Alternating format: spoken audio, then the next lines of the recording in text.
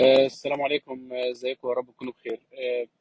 السؤال النهارده بيقول دكتور، ايه الفرق ما بين الفينسترايد والدوتاسترايد، وهل اقدر استخدمهم في علاج الصلع، ودول ايه اصلا؟ تمام. باختصار، عشان نعالج الصلع الوراثي محتاجين حاجتين. محتاجين ناخد مينوكسيديل، ده اساسي، وسيبنا من اي حاجه موجوده على السوشيال ميديا واي فيديوهات سمعتوها عن المينوكسيديل. ان شاء الله انا هصحح المعلومات اللي موجوده، كلها معلومات غلط.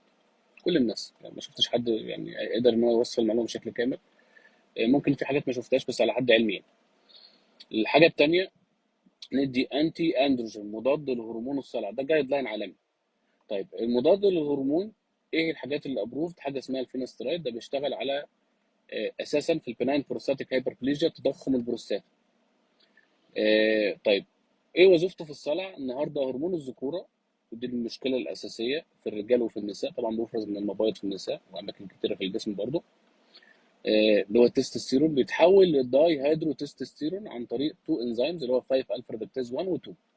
دول الاثنين بشوات دول بياخدوا التستوستيرون يحولوه لهرمون الذكوره، اللي هو هرمون الذكوره، يحولوه شكله كده، غيروا شكله، يحولوه هرمون الصلع. ده بقى بيروح ينتقم بقى ايه؟ ياكل في شعره.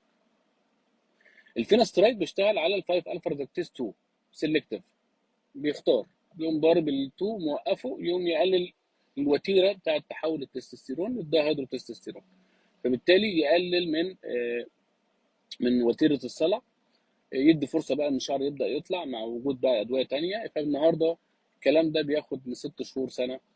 الدوتاسترات اقوى، بيشتغل على ال 5 الفا ريدكتيز 1 و 2 نون سيلكتيف. طيب، ايه مشكلتهم؟ مشكلتهم ان هم بيشتغلوا على او بيعملوا لهم سايد افكت قويه جدا. من 5 ل 7% من البيشنت بيحصل لهم ديس اريكتايل فانكشن، بيحصل لهم مشاكل جنسيه، ضعف جنسي، تشوه في الحملات المنويه، اكتئاب، بريست كانسر بالنسبه للنساء.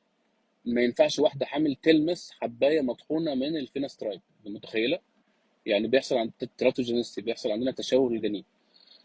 آه، كده اعتقد المعلومه كامله. لو في اي سؤال اتفضل.